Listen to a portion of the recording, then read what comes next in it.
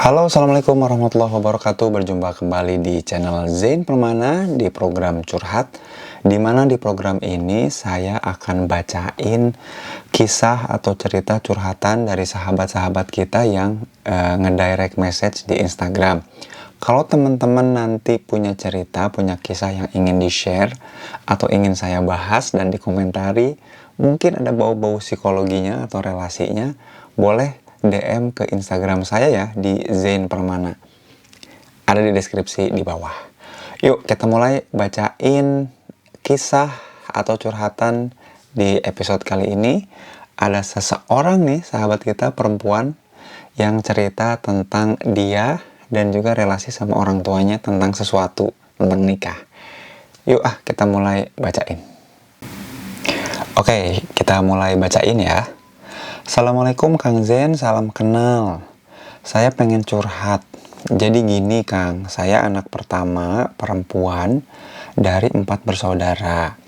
Orang tua saya udah sepuh ya, usianya 60 ke atas. Orang tua saya menghendaki saya supaya segera menikah. Dengan alasan, ada 4 nih, alasannya ada 4 ya. Ini sahabat kita nulisnya ada 4. Pertama, ortu saya tidak muda lagi ya. Yang kedua, usia saya sudah waktunya menikah.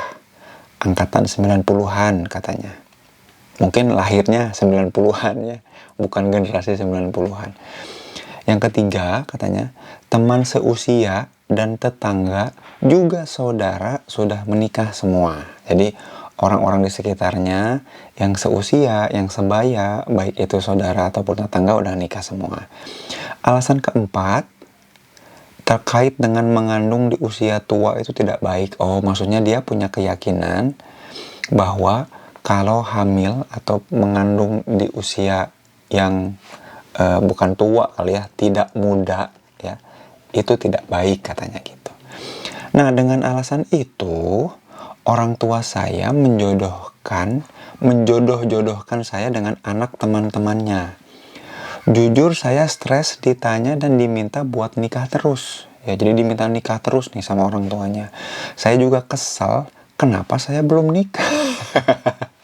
Jadi selain stres karena didorong-dorong buat nikah, dia juga kesel karena dia juga kenapa ya nggak nikah-nikah gitu. Sampai kalau dapat undangan nikahan suka marah, ngerasa marah jadinya. Dan lama-lama stres, sempat mikir buat pergi ngilang dari semua ini aja. Takut mentalnya keganggu, katanya begitu. Oke, dilanjut lagi ya. Tadinya saya punya hubungan dengan laki-laki, tapi sekarang udah selesai. Karena ketika ditanya tentang komitmen ke depannya, hubungannya mau gimana, itu malah gak ada respon si laki-lakinya. Malah mengalihkan pembicaraan, jadinya ngegantung.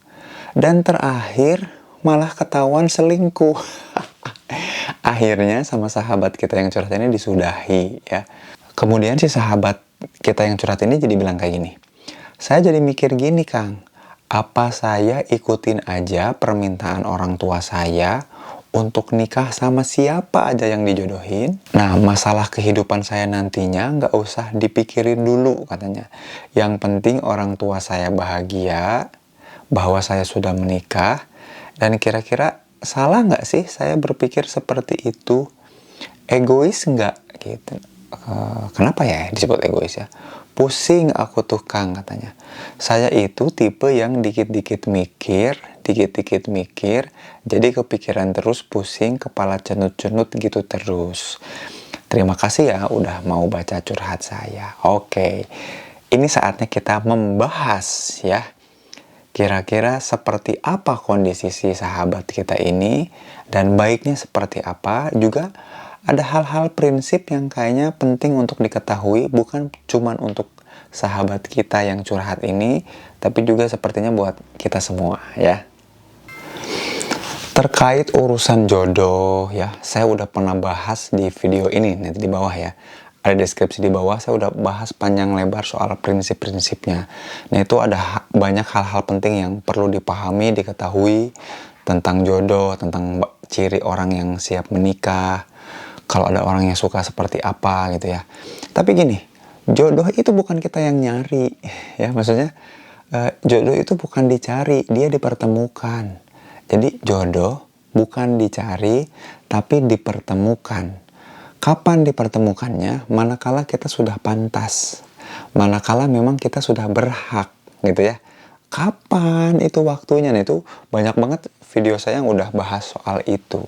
Nah, terkait dengan sahabat kita yang curhat ini, apakah mending saya dengerin aja apa ke orang tua untuk dijodohkan? Ya iya, karena kan jodoh itu dipertemukan. Ketika nggak mungkin orang tua kita tuh ngasih orang yang bukan bukan bukan orang yang tepat untuk kita. Jadi gini, kalau mau ditanya siapa sih yang paling kenal sama diri kita? Ternyata bukan kita jawabannya. Kita tuh seringkali sok tahu tentang diri kita. Kita tuh seringkali sok tahu tentang diri kita karena kita kebanyakan ngerasa tahu diri kita padahal kita ikut tren. Ingat nggak zaman kita remaja? Kita merasa kita kenal diri kita ngikut-ngikut tren. Kita dengerin apa yang kata orang lain katakan tentang kita. Padahal kita nggak kenal siapa diri kita. Yang paling tahu siapa diri kita adalah orang tua kita.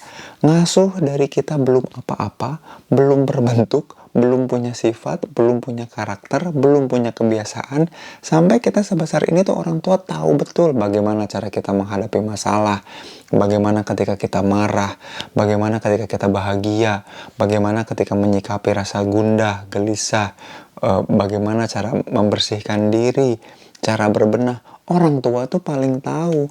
Maka ketika orang tua menjodohkan, bukan dalam langkah desperate, tapi saking sayangnya pasti akan memilihkan juga yang terbaik. Gak mungkin akan ngejodohin ke orang yang jelek buat kita. Itu prinsip pertama yang harus diingat.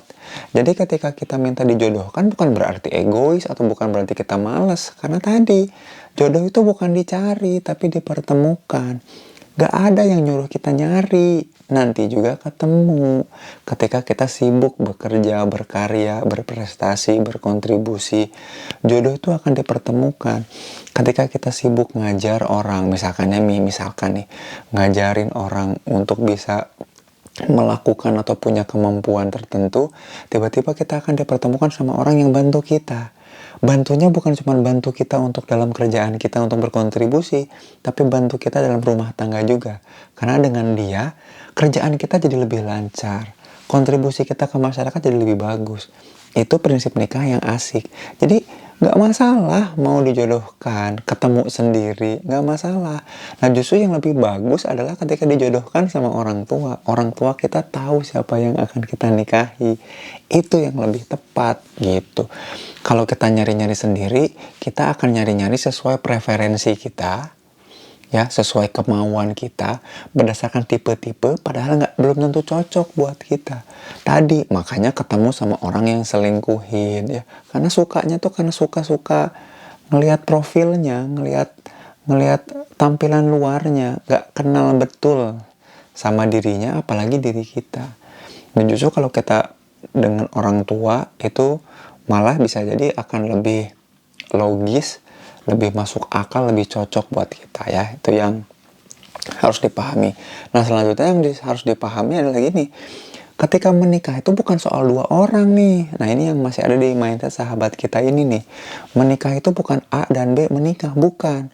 Menikah itu A dan keluarganya, B dan keluarganya menyatu. Bukan soal dua-duaan. Yang dua-duaan doang mah pacaran. Makanya kalau orang yang pacaran itu toksik dan bucin, menghindarkan dia, memisahkan dia dari keluarganya. Kalau menikah itu menggabungkan dua keluarga besar jadi kesatuan yang utuh. Makanya justru bagus ketika orang tua menjodohkan. Karena orang tua juga ikut andil. Karena memang nikah itu urusan dua keluarga, bukan dua manusia aja. Itu yang harus diketahui. Nah, dengan mindset kayak gitu, jadinya kita akan lebih bijak memandang pernikahan. Kayaknya memang sahabat kita ini masih belum mateng melihat pernikahan. Yang terakhir, udah belum mateng tahu persis tentang apa itu konsep dan prinsip pernikahan, ya. Memang masih belum siap buat nikah. Ditambah lagi, semuanya serba dipikirin, bukan dikerjain. Ya iyalah, semua yang dipikirin ya pasti masuk ke pikiran. karena sedikit porsi kerjaannya. Jadi yang lebih penting itu banyak bergerak, dan mikir itu dipakai untuk mengevaluasi apa yang dikerjain. Ya, jadi mikir itu dipakai, pikiran itu dipakai untuk memikirkan atau mengevaluasi apa-apa yang sudah dikerjakan terhadap apa-apa yang belum ada, belum terjadi, belum dikerjain. Ngapain dipikirin, nyusahin, malah kita jadi delusi. Apa delusi? Imajinasi. Apa imajinasi? Halusinasi. Apa itu halusinasi? Bikin sesuatu yang nggak ada, nggak nyata, diada-adain di kepala. Stres sendiri, pusing sendiri. Makanya tadi sahabat kita ini sempat bilang, aku pengen keluar dari semua ini. Kenapa? Karena di pikiran, di imajinasi seolah-olah lebih indah dibanding kenyataan. Ya iya, orang di kenyataannya bukan siapa-siapa, nggak ngapa-ngapain. Ya, ingat, pikiran itu digunakan untuk mengevaluasi apa yang udah dilakukan, bukan memikirkan apa-apa yang belum kejadian dan belum jadi kenyataan. Ya pasti rusak mentalnya kalau gitu terus lama-lama. Makanya fokus ke berkontribusi, fokus ke berkarya, supaya ketika berkontribusi dan berkarya, Allah pertemukan kita dengan jodohnya. Karena jodoh tadi yang di awal, bukan dicari, tapi dipertemukan. Mudah-mudahan bahasan kali ini bukan cuma jadi pelajaran buat sahabat kita yang curhat, tapi juga jadi tamparan buat kita semua dalam memandang konsep perjodohan dan juga pernikahan. Gitu ya teman-teman. Kalau teman-teman ada yang mau ditanggapi, dikomentari, ditanyakan, atau pengen curhat lebih dalam lagi dan pengen dibahas di sini, yuk direct message saya di Instagramnya Zain Permana. Atau teman-teman boleh share juga pengalaman teman-teman, komentar teman-teman tentang video ini di kolom komentar ya. Jangan lupa like jika teman-teman suka video ini, dan share ke orang-orang yang kayaknya butuh banget nih konten ini. Jangan lupa subscribe juga. Terima kasih. Pamit, sampai jumpa di episode mendatang. Assalamualaikum warahmatullahi wabarakatuh.